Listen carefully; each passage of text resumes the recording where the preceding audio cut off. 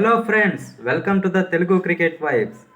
IPL 2025 season మొదలై అప్పుడే 2 వారాలు అయిపోయాయి. ఏప్రిల్ 3న మరో సూపర్ ఎగ్జైటింగ్ మ్యాచ్ అనేది రాబోతోంది. అదేనండి, Sunrisers Hyderabad versus Kolkata Knight Riders. Eden గార్డెన్స్లో జరగబోయే ఈ హై వోల్టేజ్ క్లాష్లో అసలు ఏ టీం గెలుస్తుంది?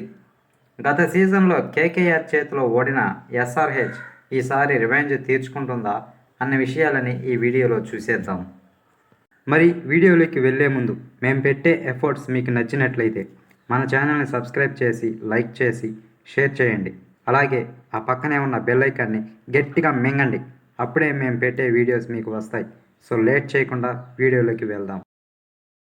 ముందుగా ఈ మ్యాచ్ ఎందుకంత స్పెషల్ అంటే, గత సీజన్లో ఎస్ఆర్హెచ్ కేకేఆర్ మధ్య జరిగిన డ్రామా అనేది గుర్తు చేసుకుంటే అర్థమవుతుంది.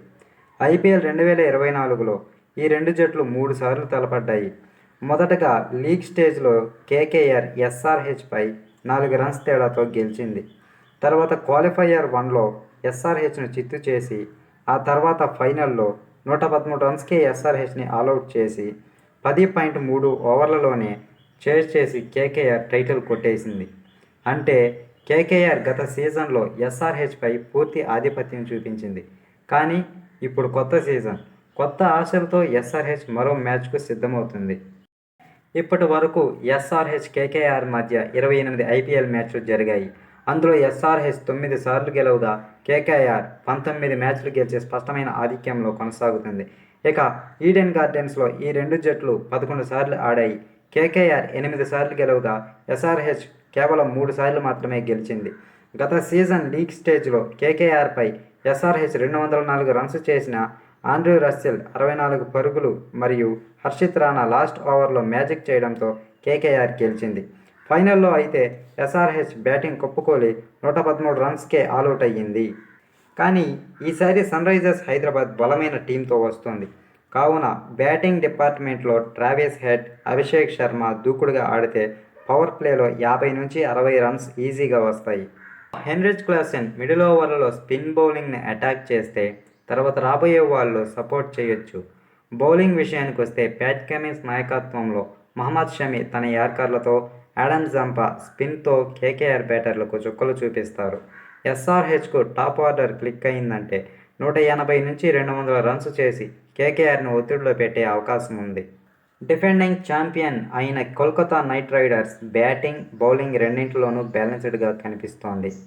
ఇక ఓపెనింగ్లో క్వింటన్ డికాక్తో కలిసి సునీల్ నారాయణ్ ఒక బలమైన భాగస్వామ్యం నెలకొల్పితే, మిడిల్ ఓవర్లలో వెంకటేష్ అయ్యర్ యాంకర్ రోల్ పోషిస్తాడు.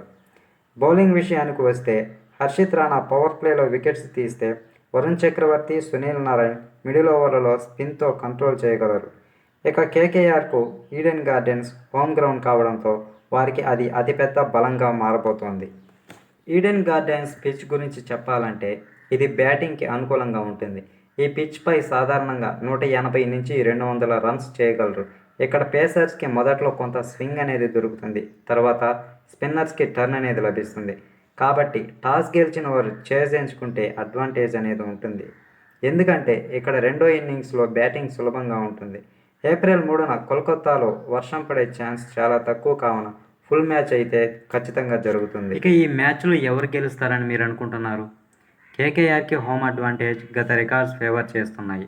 కానీ SRH batting fire power, Cummins leadership ఆశ్చర్యం కలిగించవచ్చు. మా ప్రిడిక్షన్ ఏంటంటే టాస్ గెలిచి ఫీల్డింగ్ ఎంచుకున్న టీం గెలుస్తుందని మేము అంటున్నాం. ఇక ఏప్రిల్ 3న ఎస్ఆర్హెచ్ గెలుస్తుందా లేక కేకేఆర్ గెలిచి తన డామినేషన్ కొనసాగిస్తుందా అన్న విషయాన్ని మీరు కమెంట్ రూపంలో తెలియచేయండి. సో అంతే friends, SRH versus KKR match కోసం ఎక్సైటెడ్గా ఉన్నారా? ఈ వీడియో నచ్చితే లైక్, షేర్ అండ్ సబ్స్క్రైబ్ చేయండి. అప్పటి వరకు మరో టాపిక్తో మళ్ళీ కలుసుకుందాం.